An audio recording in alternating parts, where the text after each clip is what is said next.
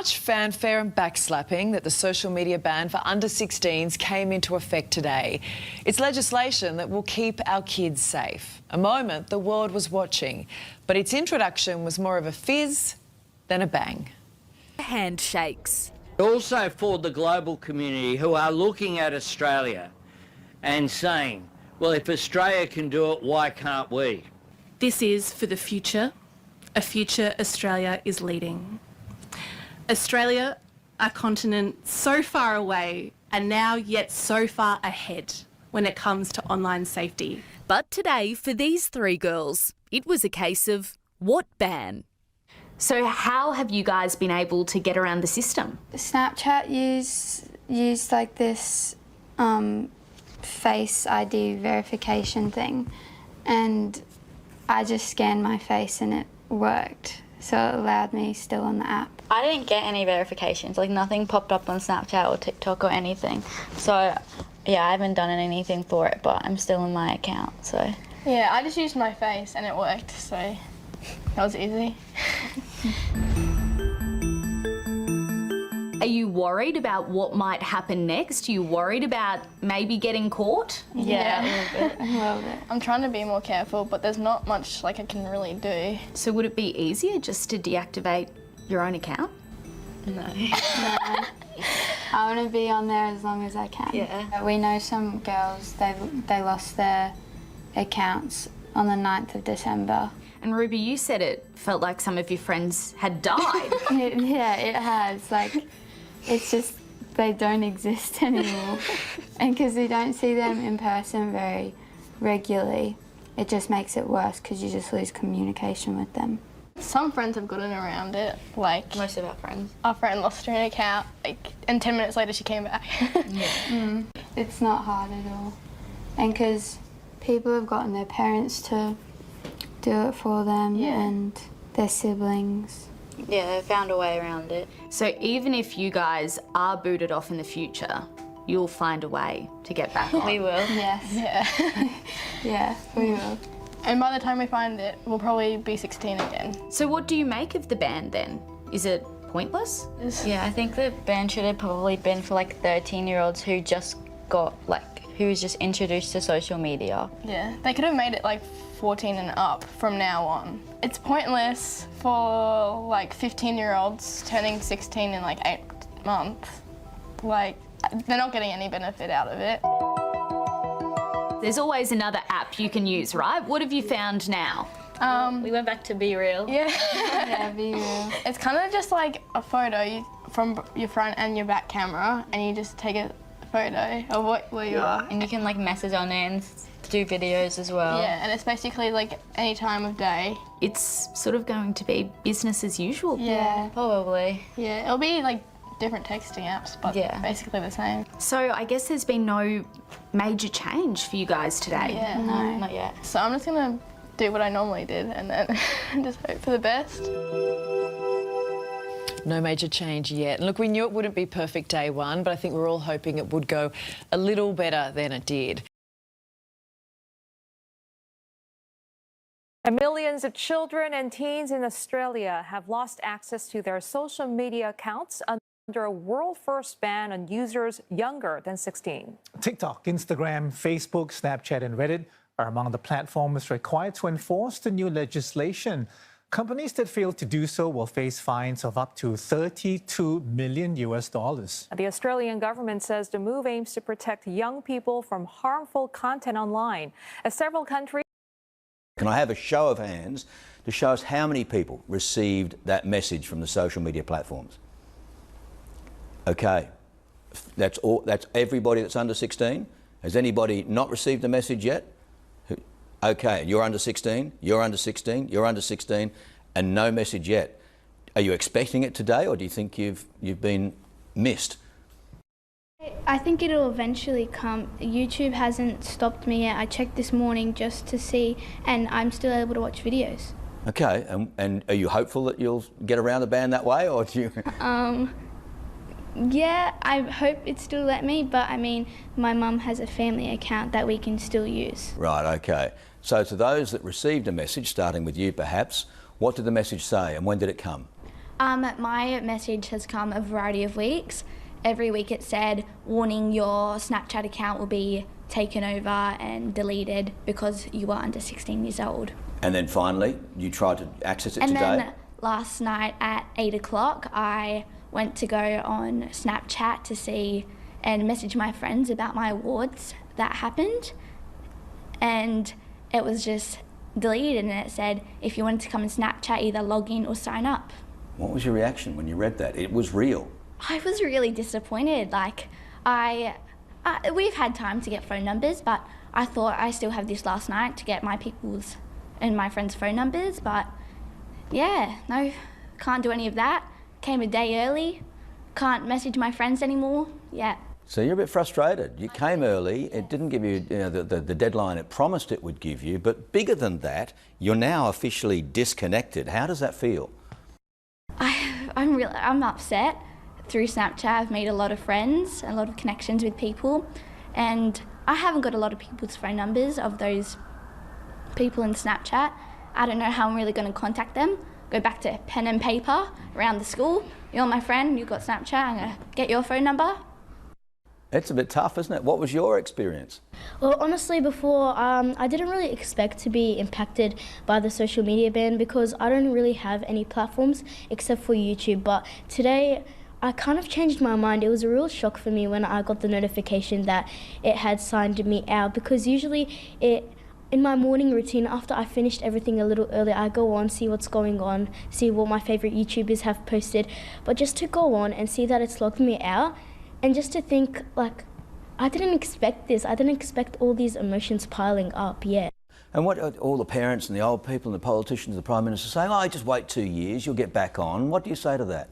I want to say to them that I understand that you're trying to make a decision that's right, but you guys also have to understand that the kids under the age of 16 are also getting impacted by this, and the people, again, who are making these decisions are over the age of 16 and who are not getting impacted by it. I believe that we deserve a real say in this ban. And you haven't had it, really, have you? I mean, all these adults and older people making this decision. What about you? What was your experience? When did you get the notification? What did it say? So I got the notification about 1 or 2 weeks ago, and it just said, like, gave me warnings, just make sure you either sign out or you, like, verify your age before the 10th of December. And so I checked it this morning, same as Anastasia, it still allowed me to do all these, like, videos and stuff, and I still had my account. Although I didn't mind that YouTube was gone, I still thought that most kids that are, like, under the age of 16 normally use YouTube for their entertainment. And if they don't have Disney or Netflix, like, that's the first thing that they would go to. And now that it's gone, they might just, like, not have anything to do. And moving along, so without entertainment, the politician, the Prime Minister saying, well, just read a book, go outside and play. What do you say to that?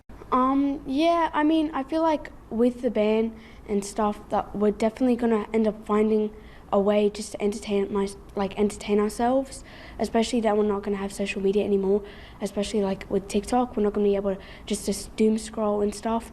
We're going to have to find another form of entertainment.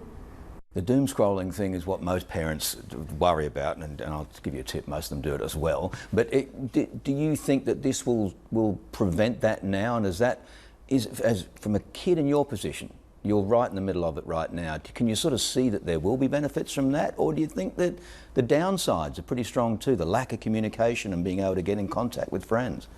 I think that the doom scrolling would probably still be there, especially that we can have TikTok, but we're not allowed to have an account.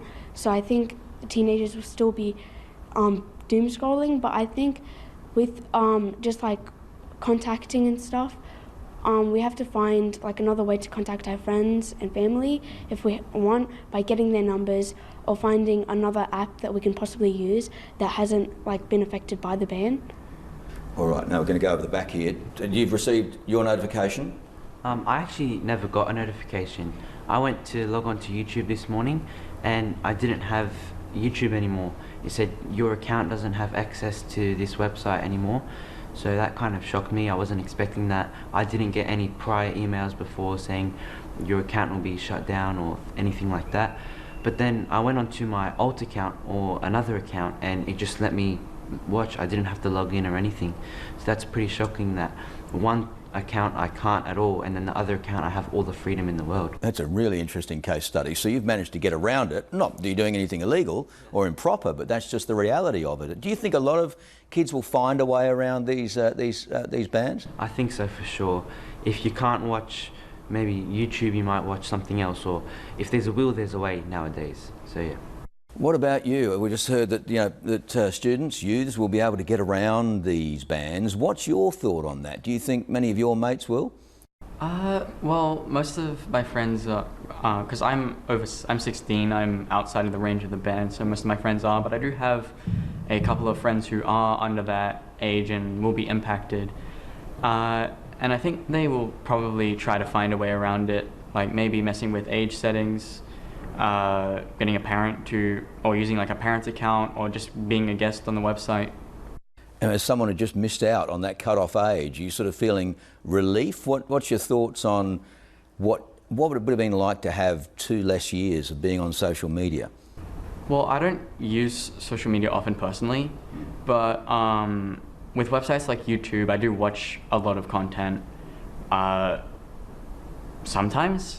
Like sometimes there's just those times when I'm out of it for a day and I'll just want to watch YouTube to like relieve my, just stop thinking about my life. It's a bit of escapism, right? You can go anywhere in the world with YouTube. But you've been able to keep hold of that because you're the right age. Bumping along here, what's your age? What's your position? 17. So with all the wisdom of a 17-year-old looking at the last couple of years, because you've been right there in the middle of the social media storm, what's your opinion then of what this generation are about to go through? I've got 2 younger siblings, so I've got a 14-year-old brother and a 4-year-old sister. So I think it'll be very interesting to see the long-term effects it will have on both of them, because my brother's not very happy with the social media ban. What's he saying? He's already talking about, oh, I'm going to use my dad's account, I'm going to get around it, I'm going to do this and that, or he's going to find alternative apps. But also I suggested Messenger Kids, so he might be using alternative apps such as that to get around it. Whereas my little sister, she's too young to have a phone, so it'll be interesting to see her grow up into the social media ban and see how she adapts to that, or whether she followed. Yeah. Do you think it's a better future for her? I personally think it will be, because it'll be interesting to see her have a different upbringing from the one I had. You're 17 as well, so same question. The wisdom of where you are now, looking back, do you wish you'd never had it, or do you really worry about these kids missing out? I was very fortunate that I didn't get too involved. Like, YouTube was the main platform that I used, and I found it was very useful for me and enjoyable as an escape from school, sometimes when you just wanted to watch a video. So I do feel like, especially coming to the school holidays and Christmas, there's going to be a lot of free time on everyone's hands, and I wish they had at least a YouTube video to watch. I do see that the social connection also will be very painful, because this is the time where you get to meet new people, and especially in school. So I feel like it is a bit of a loss at the same time, but I hope that if people actually take the advice in the ban properly and find new hobbies, that it could be beneficial as well. Okay. So I'm on the fence here. So, and what's your age? 14. You're 14, okay. When did your message come through, and what was your reaction? Surprisingly, I haven't got any messages yet. Nothing? I don't primarily use social media. I just use YouTube as a way to escape from stress. It's my entertainment relief. I was very surprised I haven't gotten any emails yet. I've checked my emails multiple times, my inboxes. I haven't got anything. As the youngest in my family as well, since my brothers are now in uni, they have not been affected at all. I remember a time when I was young and I got into YouTube, I started watching videos, but it didn't come to this extreme point that we are now. I think it's good, the social media ban, in some extent, because there are some harmful platforms like TikTok and X, Twitter, that have harmful content, but I think there are also some platforms like YouTube where parents can monitor what your child is watching, where are parental guidance settings that can help them understand what not to watch and what they can watch, as well as the personalization that YouTube offers, where the more you watch on a certain theme or content, the algorithm clicks in, doesn't it? It gives you more of that. But to clarify, so you're not on Snap? No. No? Twitter? No, I'm not on any of those TikToks. Snapchat, just YouTube? YouTube. And I also use Discord on the occasion, but that has not been affected. Discord's not in the band, is it? No, that's right. And to you, sir, what's your age? I'm 13. What apps are you on? I'm on YouTube and TikTok. And TikTok. You going to miss TikTok? I'm going to miss the bit where I could text my other friends because I'm only in year 7. I have friends from primary school still. Like, because they went to different schools. That was the main form of us talking to each other. But now since social media is gone, right, we kind of lose that, the ability to talk to each other. Yeah. And that's a big loss, isn't it? And your colleague here was saying that gathering the phone numbers, those old-fashioned things called phone numbers. Have you been doing that? Yeah, well, I did that with some friends, yeah. But some of my friends, they don't have a phone number. Some of them only can communicate using social media. That's a really good point, because you can only connect via Wi-Fi, basically, right? And no actual SIM card in the phone. I'm worried about those kids. What's going to happen to them? How do they reach out to their friends? How do they stay in contact and connect?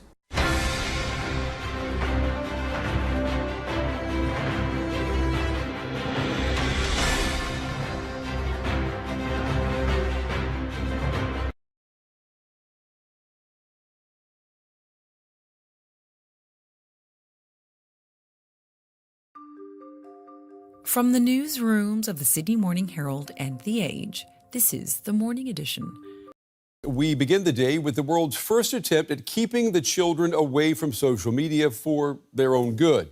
On Wednesday, anyone in Australia under the age of 16 was blocked access to Facebook, TikTok, Snapchat, and the rest. The world's first social media ban for young people. Now, will it save the kids and teens who have not yet been sucked in by social media's algorithmic addiction? Researchers say that parents need to wake up to the unique risks that are posed to children, such as cyberbullying. But there is also the danger of kids losing important sleep, staying online, and staying awake too long, so long that it stunts their mental and physical development. Or is Australia's decision, is it an overreaction? A society that instead of coming to terms with new technology has moved instead to simply ban it. Will that really work? We have this report. Locked in his bedroom, this 14-year-old boy spends hours every day absorbed by online games. Among his favorites is a strategy game often described by experts as mobile chess. But on top of the games he plays, he uses a long list of social media platforms. Got Roblox, Fortnite, Steam. I've got Clash Royale on my phone. The rest are on PC and laptop. I use Snapchat, I use Instagram barely, I use X for Fortnite and Roblox. TikTok. That's what Fortnite is as well. From now on, he won't have access to many of these platforms. Australia's ban on social media for teenagers is the toughest in the world. YouTube, Twitch, and TikTok, among others, have deactivated accounts for users under 16, and they have stopped teens from opening new accounts. Otherwise, they face fines of up to 50 million Australian dollars. The Australian government says the new law is necessary to protect children from addiction and cyberbullying. And it follows reports of a growing number of young people showing up at hospitals. So we started seeing an increased number of young people in the hospital, in the emergency department, who were harmed. So they were isolated at the home. They had become very much reclusive. Some of them had assaulted their parents. When limits were posed, children who were refusing to go to school. This clinic focuses on social media addiction and has treated over 350 patients since its opening in 2022. Their youngest patient was 5 years old. For now, it looks like Australian teenagers are locked out of social media. But as with many things online, it's possible to circumvent laws and regulations, so it's unclear how effective the ban will be. Well, for more, I'm joined now by Carol Vidal. She's a child and adolescent psychiatrist. She's also an associate professor at Johns Hopkins School of Medicine in Baltimore. Doctor, it's good to have you with us. Let me start by just getting your thoughts on this social media ban in Australia. Is it, in your opinion, just what the doctor ordered? Well, thank you for having me first and for allowing me to talk about this topic. I think it's not a bad idea, and the reason why is because I feel like social media and technology is being put out into the world without previously studying the risks that for vulnerable populations like children. So in a way, the government taking the initiative to protect children and prevent any harmful effects of social media when the companies are not doing it is not a bad idea. So you're saying basically that our children at the moment, all of whom are on social media, that they are guinea pigs, if you will, for these social media companies. I mean, obviously the social media companies are for-profit companies, so their goal is to make money. And the way they do it is by having people engage the longest possible with the platforms, because that's how they make money because of the revenue of the ads. So in that way, they have not been shy about using tools in the social media platforms to make people be engaged with them as long as possible. So their goal is to have us engage the longest possible time that they can. So in that way, they were not doing a service, like a humanitarian service, by putting out the social media platforms out there. And I don't think they've been careful enough to study prior to putting out these platforms out in the world, the effects that they could have on children. What do we know, At the Doctor? same time, let me just ask you, what do we know? I mean, there are lots of open questions about social media, but what do we know at this point about how social media affects children, particularly young people under the age of 16? Yeah, I think that's the other side of it. So while we don't have enough research a priori before we put out the platforms out there, I think that we know also not enough about the effects on mental health, and I'm going to explain why. So there's these sociologists that have been studying trends of mental health problems over time, and since 2012 they've seen an increase in depression and self-injurious behaviors, especially in girls who are the ones that spend more time on social media. So they're thinking that the changes in technology and the access to social media might be the cause for these changes at the population level. At the same time, the studies that were done initially were cross-sectional studies, which means that you study a population at one point in time, and then you look in the relationship between social media use and mental health. And the people that were using more social media or more time engaged on social media were also having more depression and more anxiety. But the problem with that is that it could be that there were many causes for people to start engaging on social media, so we didn't know what the cause and the effect was. And now there's more longitudinal studies that look at your engagement on social media at the beginning and whether you end up being more depressed or not. And those are also showing that there's a relationship, and the people who engage more on social media at a certain age, years later, they also have more depression. These studies are still correlational, which means that it could be that the people that are engaging more on social media, maybe their parents are being more permissive, or they're not monitoring them enough, or they're not engaging well with other friends. So it's really like pinpointing just one cause for mental health challenges is a problem. So it's complex, I would say. Go ahead. Doctor, what about the role of parents here? I mean, maybe could you tell us? I mean, if we read books, I'm thinking of books like The Anxious Generation by Jonathan Haidt, for example, where he talks about these hovering parents who are then neglecting their children when the children have a lot of screen time. Are parents here, should they be blamed somewhat for abdicating their parental responsibilities to technology and to screens? I think there has been just a change overall over time in technology that we're having trouble adjusting to. I would be wary of blaming parents, because it's really hard to disengage kids when they're engaging on social media. It's a lot of effort, and it's hard for parents to do it sometimes. But I sort of agree with Jonathan Haidt in that sense that he talks about this change in the way kids were parented. Before, they were more like free range and going outside and spending more time outdoors, more time outdoors. And I think that has radically changed. And over time, kids are spending more time indoors, and the parents feel like they're protected from danger because they're spending all this time inside the house. But that doesn't mean that they're not engaging in risky behaviors, because you can access drugs online, you can watch pornography that's not age appropriate, you can see how people have mental health problems or self-injurious behaviors. So there's a lot going on online too that parents might actually not even know at all. What about the good things, though? I want to ask you this before we run out of time. Many teens say that social media is their only space to find community. I'm thinking about queer children, for example, people who are minorities.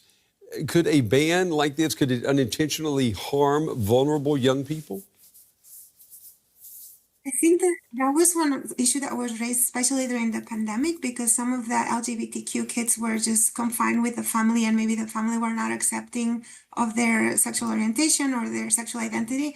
But I think ideally you would have those kids engage in person more than on social media. So that is potentially a benefit. I think a definite benefit is keeping in touch with long distance relationships or engaging in groups of people that think like you, finding information of things that you might not find somewhere else. Yes.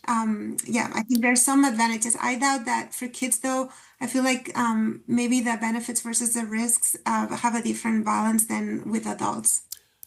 Dr. Vidal, unfortunately, we're out of time, but we appreciate your time and your valuable insights on this. I'm sure we'll be talking about this again. Thank you.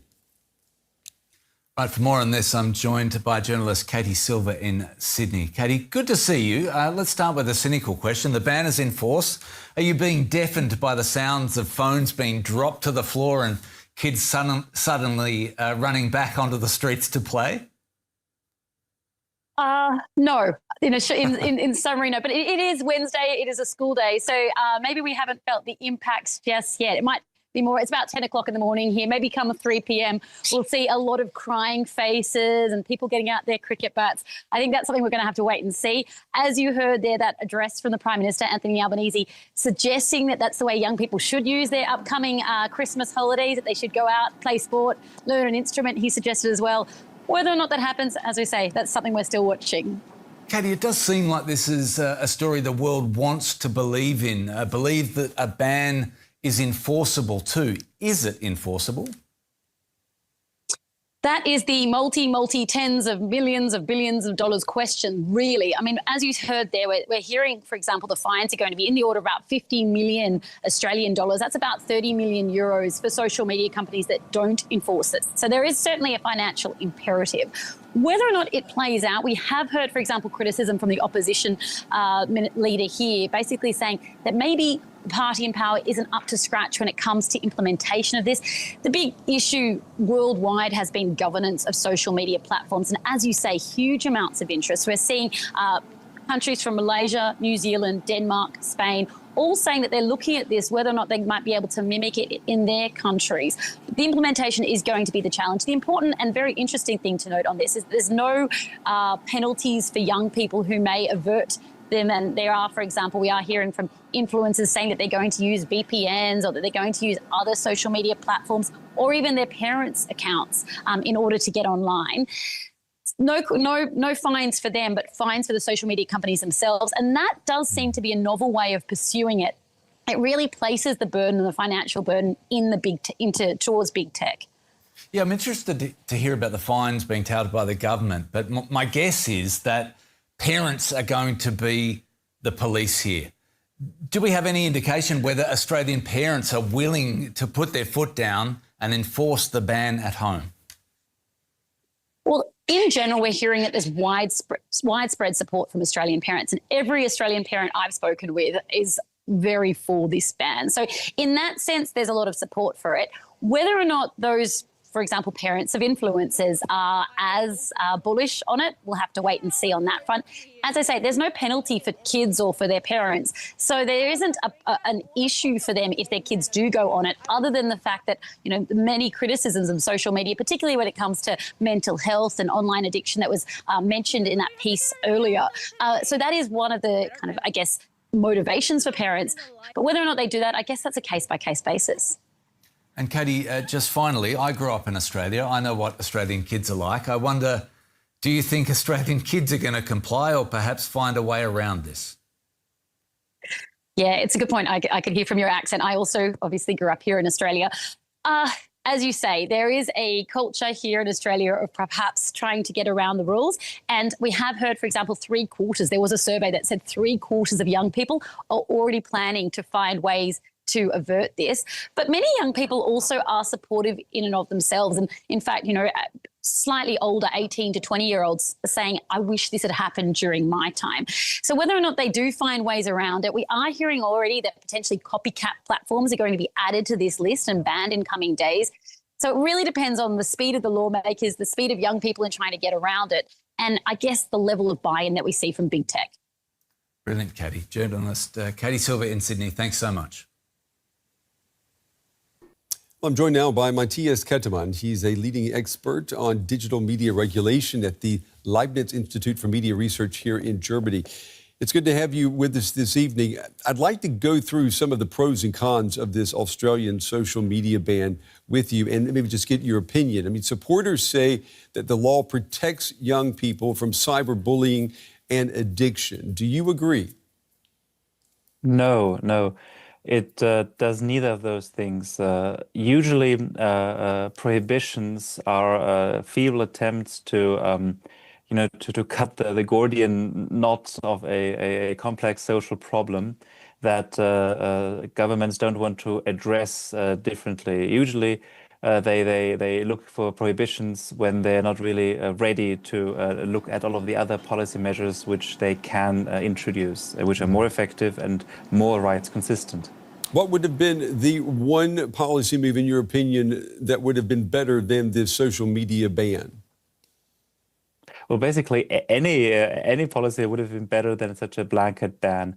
Just as an example, sites should be prohibited from using certain persuasive technologies, such as targeted advertising, such as certain kinds of influencer marketing and dark patterns, things that are already prohibited under the European Digital Services Act. Australia could have looked at a ban on engagement-based recommendation systems for minors. It could have looked at prohibitions of financial incentives for using kids as influencers. There are lots of tools, including increasing digital literacy education in schools. Prohibiting accounts for under 16s seems to me and to lots of human rights scholars to be a measure that doesn't take into account the communicative rights of children, which they also have. I want to talk about their rights in just a moment. I want to ask you, are you saying then that social media is healthier for young people and children here in Europe than it is in the rest of the world? Well, the protection that European Union law offers is much higher than that in any other region. Not only regarding minors, but regarding internet users more generally. We have laws like the Digital Services Act that forces platforms to not arbitrarily delete content, makes them more transparent, forces them to tell us who advertises with them, forces them to fight against disinformation. So yes, the European Union's approach towards online regulation is a model that should be, and is partially globally followed. I want to ask you now about the rights of young people. Critics argue that this ban violates young people's freedom of expression and their access to information. I assume you agree. Yes, it does. Again, prohibitions usually are not the best way to go about it.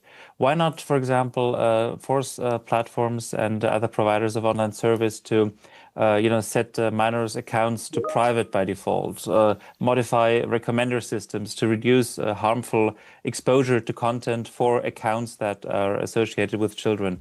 Platforms can do all of that, and states can oblige companies to do that. They just, in that Australian case, didn't look for those more, let's say, challenging, but in the end, more effective and more right-saving measures. It's been said that social media is like big tobacco was in the 20th century. I mean, do you think that in a few years we will regulate social media as strictly as we currently regulate the cigarette and the alcohol industries? No, because cigarette and alcohol do not have many, let's say, positive uses. I mean, with alcohol, you can argue that it makes evenings more fun, but especially with tobacco, especially with tobacco, there are no pro-social uses of tobacco.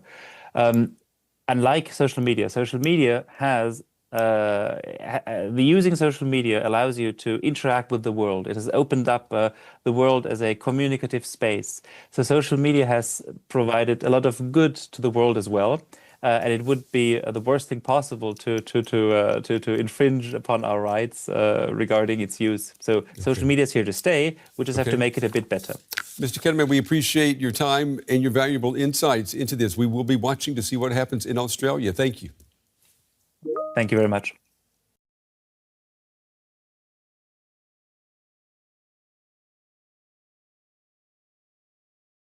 Now, throughout the morning, we've been asking for your questions about Australia's social media ban for under-16s, which has come into effect in just the last half hour.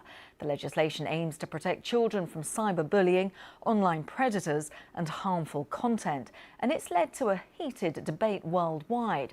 In a moment, we'll be drawing on the expertise of our social media and technology reporters to answer your questions.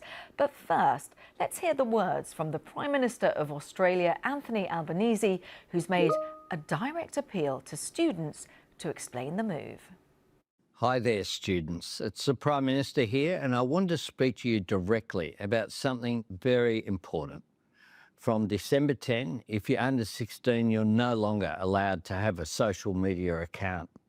You'll know better than anyone what it's like growing up with algorithms, endless speeds, and the pressure that can come with that.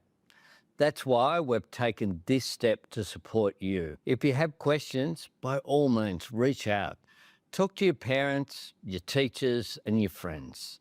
And if you feel like you need more support, Headspace and Kids Helpline is there to assist. Above all, make the most of the school holidays coming up rather than spending it scrolling on your phone. Start a new sport, learn a new instrument, or read that book that has been sitting there on your shelf for some time. And importantly, spend quality time with your friends and your family, face to face. Have a great summer. Of course, it is the summer coming up there in Australia. That was the Prime Minister, Anthony Albanese, explaining and encouraging kids, especially under 16-year-olds, to get out there, put their phones down. Right, let's discuss this ban in Australia. We're joined by our science technology reporter, Chris Vallance. Chris, as always, good to see you. And here in the studio, I'm joined by our presenter for BBC News Socials, Janelle Awamoy, and also my colleague, our reporter, Emma McCarthy, who is actually from Australia. So we're taking advantage of all of your expertise. Thank you so very much. We're going to start with Chris, first of all, because, Chris, I just want you to remind us as to exactly what Australia has done today. Well, I think this is being billed by the authorities as a delay in the sense that a lot of the platforms affected here, the big social media platforms, have minimum age requirements of 13. That, under this law, is going up to 16. So anybody under 16 is not going to be able to use 10 platforms that have been designated as this applying to initially. That includes 8 of the biggest social media platforms. We're talking about Facebook, Instagram, Snapchat, Reddit, X, and so on, as well as 2 streaming platforms, Twitch and Kick. And essentially, they have to take reasonable steps to stop under 16-year-olds accessing those platforms, using those platforms If they don't comply with this, they face big fines, around 50 million Australian dollars. That's around 33 million US dollars. OK, Chris, don't go away because we're going to come back to you, our senior science technology correspondent there, Chris Vallance. I want to ask Emma, firstly, with your perspective, obviously you're monitoring what is happening back in Australia.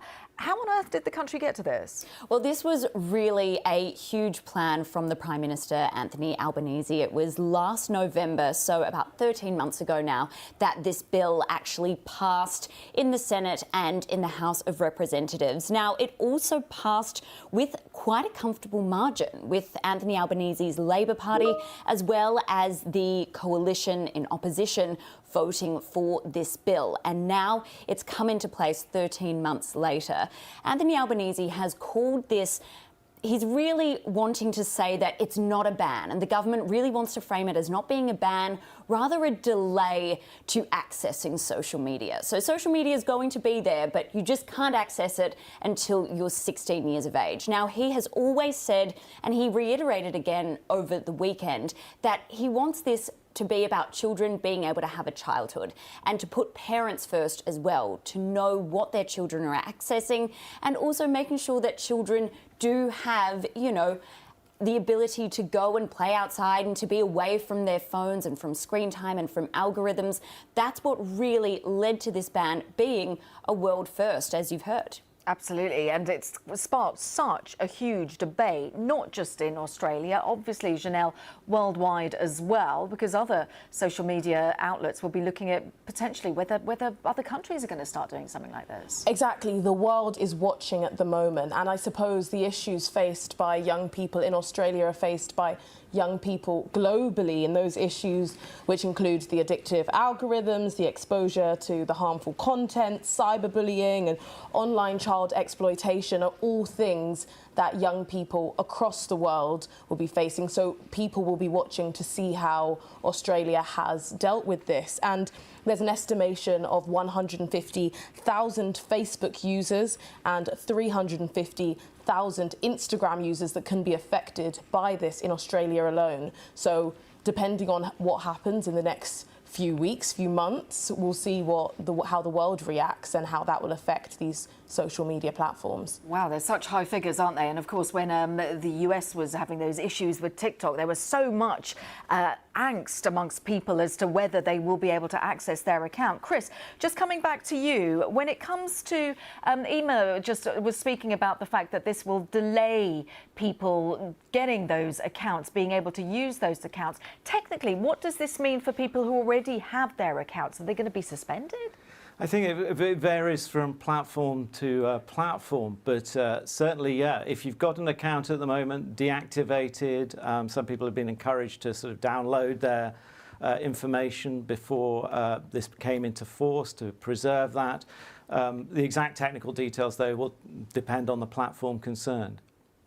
Absolutely. OK, so Emma, when it comes to penalties, because our understanding is that they're not going after the individuals, they're going after the companies. How does this work? So the Australian government and the E-Safety Commissioner have said that this whole plan is really not to penalise or to punish young people. That's what they are saying. They are saying that this has nothing to do with, you know, getting angry at young people. So they have said that there will be no penalties for under 16-year-olds who access these social media sites once the restriction kicks in, or for their parents or carers. So, as I said, it's about protecting young people and not isolating them, but more informing them to, you know, help support their health and well-being online. So, it's not the young people or their parents that are going to be penalised. They say it's going to be these social media platforms. So they may be the ones that face the penalties if they're not doing these reasonable steps to stop young people from accessing their platforms. So they could face fines up to 49.5 million Australian dollars for serious or repeated breaches of this. So if more young people are still using their sites, they're the people that they're the companies rather that will be impacted, not the young people themselves. So it's the companies rather than the young people. Yes. Janelle, what about those guys that have got workarounds? Because we know that they are going to try it. Yeah, they are going to try it. And a lot of the young people online have been speaking about ways that they have got around it already. Yeah. So Meta, which owns Facebook and Instagram, they could use government ID or a video to provide a selfie. And Snapchat have said that users could use bank account, photo ID or a selfie for verification. And the key word here is selfie, because some people are using photos of their mum. We've had reports of someone saying that somebody used a picture of Beyonce and was able to get in and create an account. So it seems like we're very early days. The social media platforms haven't necessarily tightened screws enough to keep these young people out. And then there's another question here of, if you do keep them out of these 10 biggest social media platforms, are they just going to go to smaller ones where there's more risk, more danger, and less money to keep the harmful content out? A lot of questions. And we've had, I just want to say to our audience, thank you so much for all of your questions. Chris, so many questions coming in. Data protection, that's something that is of huge concern, because critics have raised concerns that when it comes to this large-scale collection of data, verification, it's going to be scaled up. What happens with all those details? Well, I think that's a concern with age verification generally, wherever it has been implemented and rolled out, that we have seen privacy organisations, campaigners raise concerns about the additional data that people have to supply. I think with social media companies, you can certainly say, yes, that's a concern, but you've got to face up to the fact they already have a huge amount of data about people. So in a sense, you know, is this changing the situation that much?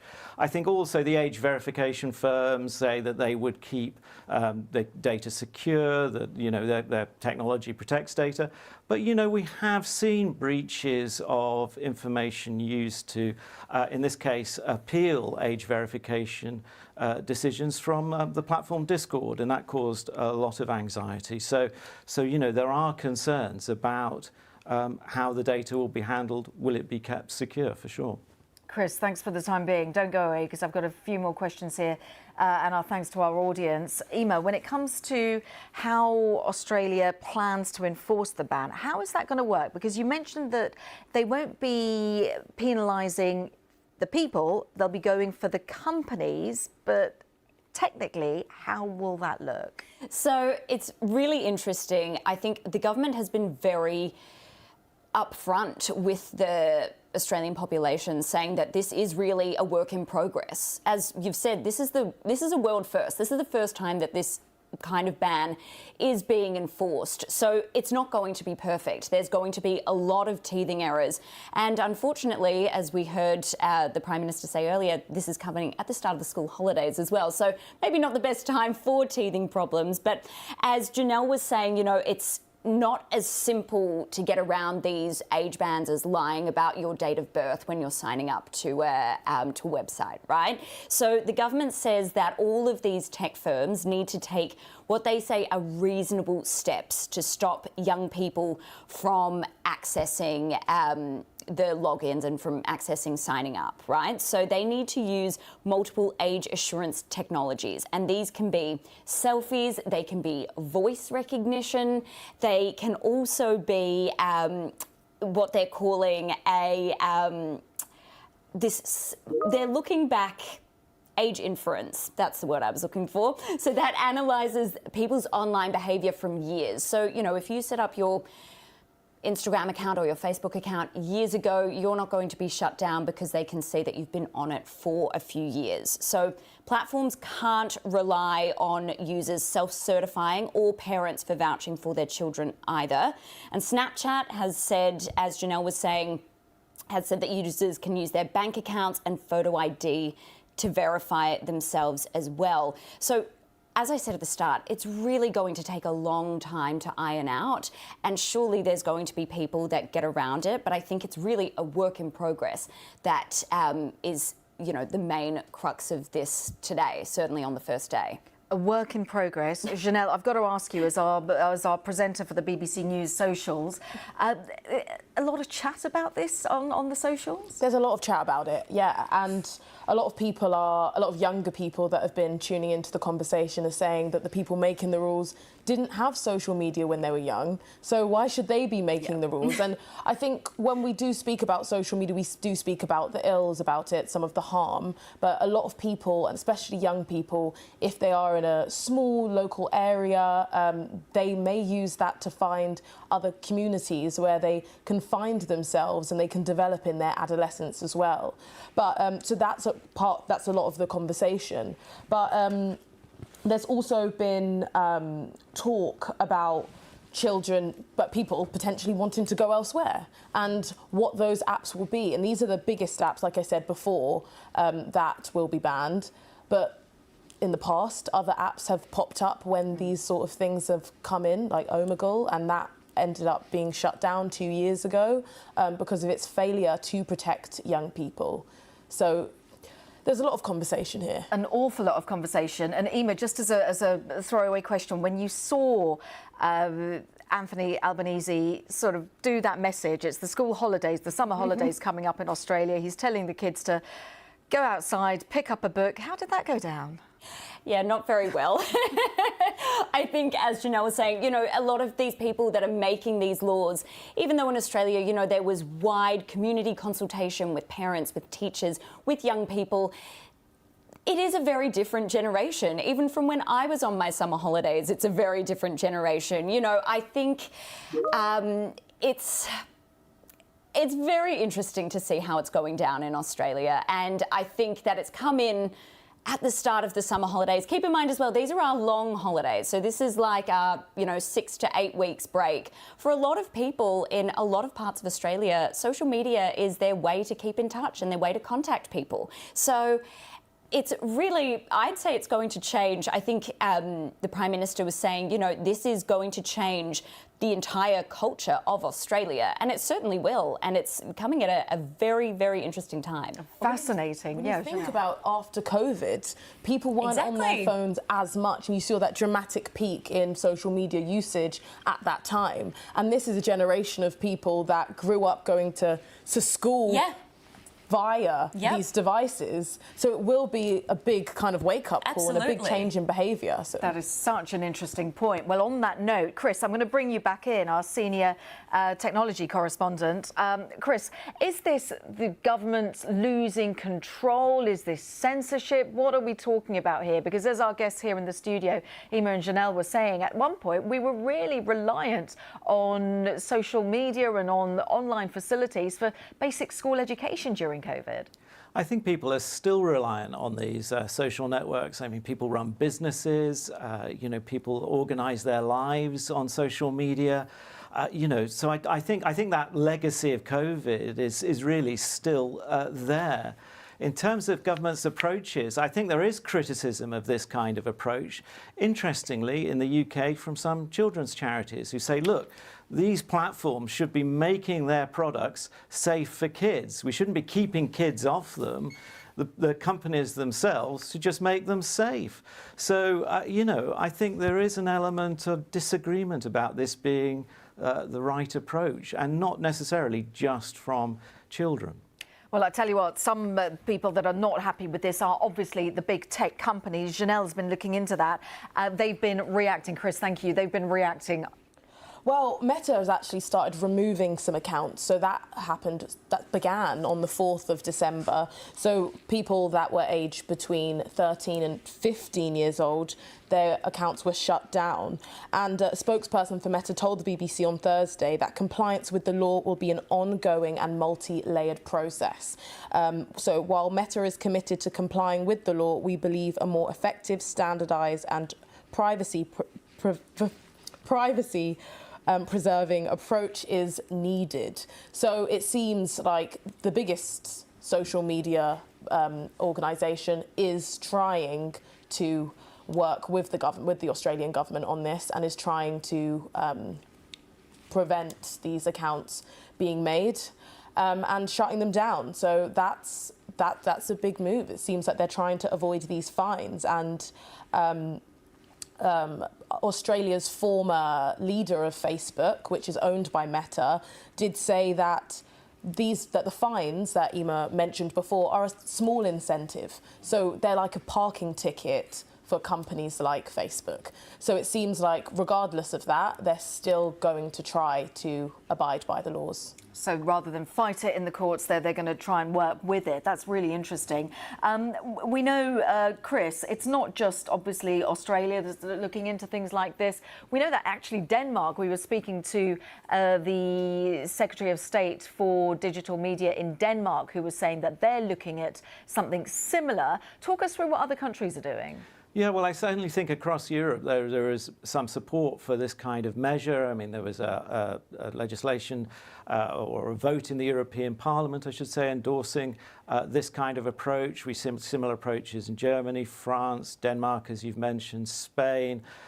You know, there are lots of places around the world that are looking at this kind of restriction.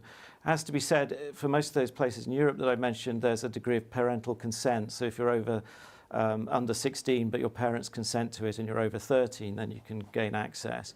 I think in the UK, there's a different sort of approach, which is focused on protecting children from harm rather than keeping them off certain platforms. So in other words, you know, children can use your platform as long as they don't encounter anything harmful. But certainly, you know, the world is watching this because this is ahead of the game, if you like, from the other places that we're talking about. And Chris, just on that point, we've got one particular really fascinating question from Paul from Lincolnshire, who's asking how is the UK government responding? Of course, we know that the UK has an Online Safety Act 2023, but how does that compare with what Australia's doing? Well, I think as I've said, the Online Safety Act kind of looks at the problem from the other end of the telescope. It's basically focusing on the harm.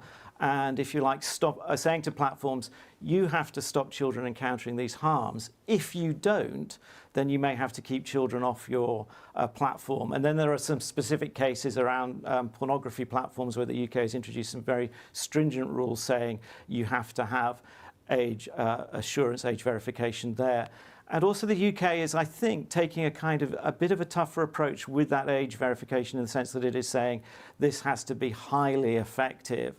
And the kind of inference that colleagues were talking about is perhaps, you know, may not cross that threshold. So I think there's quite a sort of difference of flavour. But the overall objective, of course, is entirely the same: to keep teenagers, to keep young people away from harmful content. And the objections are very similar, that you know, young people learn a lot from being online and gain a lot from being online, and they shouldn't be excluded from it. Well, that's actually, Chris, thank you. That's actually something that Rosemary in Cumbria was pointed out, Emma, and I wonder if you'd pick up on this. It's this idea that how the impact that this will have on students who need their phones, on people who rely on their phones. We touched already upon that interacting through, you know, the COVID period. But what are people talking about? How are they going to work around this? Absolutely. So apps like Messenger and Teams are not falling under the ban by the Australian government.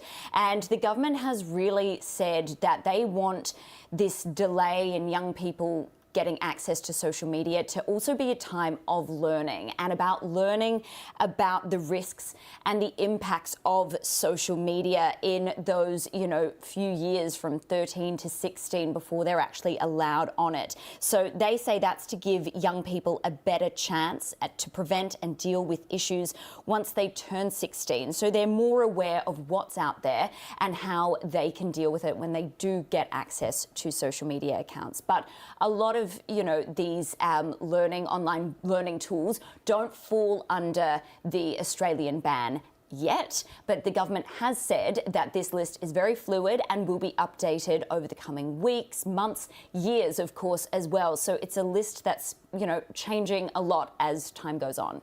OK, Emma, thank you. We've got a techie one, so I'm going to throw that to you, Chris. Chris in Exeter wants to know, why isn't there a settings option on the mobile phone itself requiring verification from a parent to allow or deny access for an underage user? Well, I think that's a really interesting idea. A lot of the big tech firms would favour an approach which said, check the ages of your users at an earlier stage, maybe when they're getting a device or at the App Store. You sort of say, you know, is this person old enough to use this device? Is this person old enough to buy or download this app? A lot of the big tech firms would like that kind of approach. There is stuff a bit similar to that. I mean, a lot of people in the UK may have experienced that thing where you try and, I don't know, look up the address of a pub and your phone won't let you because the network doesn't know that you're an adult yet. And so it's kind of, you know, blocking your access to that kind of site. So that is an idea. It's a solution that some of the big tech companies would like. I think other people would say you probably need a layered approach. You need all of these steps. I didn't realise that happens. Obviously, I don't go out enough.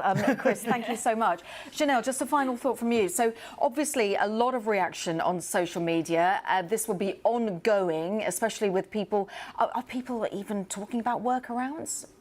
Well, yeah, the conversation has been that started. So people are talking a bit about workarounds. I have not seen an app really stand out, but there are kind of smaller apps, offshoots like Lemon8, which is a version of, which is a similar app to TikTok and connected to TikTok and owned by ByteDance as well, that I don't believe is affected. So maybe young people might use that instead. So there are other apps that people may flock to, but it's very, very early days. So we'll see how tight these bans and these restrictions will be. Obviously, but the point is, don't do that. Get off your phones and go outside and read a book. Can I just enjoy the summer holidays? Janelle Awamoye, Emma McCarthy, and also Chris Vallance, thank you so much for joining us here on Your Voice, Your BBC. Well, good afternoon. The world is watching as Australia becomes the first country to ban social media for kids under the age of 16. Let's go live to our federal politics reporter, Matthew Kastunen. Matt, the ban kicked in at midnight. How's it going so far? Yeah, good afternoon, Hugh. It is still very early. The ban's only been in effect for just over 13 hours, but we are already seeing social media accounts for those Aussie teens being shut down. The apps impacted include Facebook, Instagram, Snapchat, TikTok, X, formerly known as Twitter, Reddit, YouTube, Twitch, Kick and Threads. As you'd expect, the government is celebrating this, and it is important to note this move is the first of its kind in the world to ban accessing to social media for under 16s. This, of course, was driven by the deaths of more than a dozen young Australians committing suicide as a result of bullying on these apps, but also the content these applications were delivering to teenagers through the algorithm. Now, parents of those young kids who took their own lives were alongside the Prime Minister today at an event at Kirribilli House in Sydney. Important to note too, many media outlets from around the world also at this event as other countries consider following our lead. Well, this is a day in which my pride to be Prime Minister of Australia has never been greater. This is world leading. This is Australia showing enough is enough. Because make no mistake, this reform will change lives for Australian kids and allowing them to just have their childhood. For Australian parents, enabling them to have greater peace of mind. December 10 will be remembered as a moment that sparked a movement. Not that long ago, auto manufacturers told us that making compulsory seatbelts would break their business model. It couldn't be done. Now, families choose cars based on who offers the safest features. Big tech could compete, like airlines, like auto manufacturers, to have the best safety record to offer their users. And that future is a little bit closer today because of this world-leading law, Australia's law. Tomorrow, I will issue information notices to 10 major platforms, and we will provide information to the public before Christmas on how these age restrictions are being implemented and whether preliminarily we see them working. The responses to these notices will form the baseline against which we will measure compliance. Well, Matt, of course, this is all for the benefit of Australian kids. How are they reacting as the bans kick in? Well, kids, they're not happy. Parents, they are quite happy. But we are hearing many kids are finding workarounds to still access these apps, including tricking the age verification software or pretending their accounts are being run by their parents. As we just heard, though, the eSafety Commissioner has argued that this won't be a set and forget method. Social media companies will be required to inform the government around how many accounts are closed and potential loopholes being shut. We spoke to some children. Here's what they had to say. I don't really like it because I really like social media and I like to watch some stuff, you know. With some of the apps that they're banning, they shouldn't be because lots of people need to be in contact with those people, otherwise they don't know what's going on. We deserve the chance to figure out who we are without algorithms telling us what to like, what to think and how to feel. We deserve time with real people to learn body language, tone, empathy and all the social cues you can't get from a screen. We also deserve boredom too, because boredom is what makes our brains spark creativity and think of big ideas. A big day for the Albanese government, implementing arguably some of its biggest reforms we've seen in recent decades. The question now is, will it work and will it be enough to protect our kids? Hugh? We'll see how it goes. Matthew Castunan in Canberra, thank you. Well, to no one's surprise, there has been a surge in downloads of apps which currently fall outside of the government ban. Currently topping the charts is Lemonade, which describes itself as a lifestyle community developed by the same company behind TikTok. Second is Yope, which describes itself as a safe and simple way to send photos to your friends. Coverstar is self-described as a positive social site, which looks similar to TikTok or Reels, with a feed of videos. And fourth is Meta's WhatsApp, which has been exempted from the current rules due to its messaging functionality. Well, Dr. Talia Prince is a postdoctoral researcher in youth mental health at the University of the Sunshine Coast, and she joins me now. Dr. Prince, thanks for your time on this busy day. The sharp rise in those other apps being downloaded, Google data also showing an uptick in searches for VPNs. What does that say to you about the likely effectiveness of the age ban? Yeah, so what this is telling us is that young people are adapting really quickly to these restrictions. So social connection doesn't really just stop because rules change, it just shifts platforms. So this isn't necessarily about defiance, but rather a reflection of how digitally capable our young people are and how central online connection has become to their social lives. So I think really the real question is whether that shift leads them into spaces with the same or with fewer safety protections. So you're suggesting that it could make kids more exposed to a lack of safety? Yeah, essentially, in some sense, yeah, it could, if these platforms aren't monitored by adults in the same capacity or schools or platforms. Now, is the ban better than doing nothing at all? Oh, absolutely. I think it is definitely a step in the right direction.